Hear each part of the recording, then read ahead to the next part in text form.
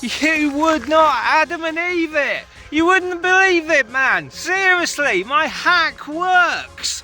Fatshark hack, not broken, fixed by a CADDXFPV joystick. There she is, look. I've just taped a CADDXFPV on there.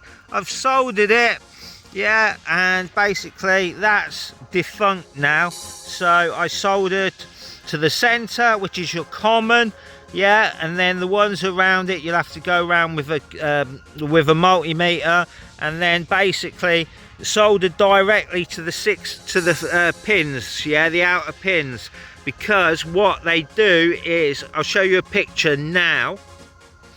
Anyway, that picture shows resistors. So basically what it does is it goes through the two wires and it slows down the voltage and gives the different resistors. So for one press, maybe in one direction 2.7 volts, in the next direction 2.8 volts, and blah blah blah blah blah. Anyway, here's the flying. You always make me smile when I'm feeling down.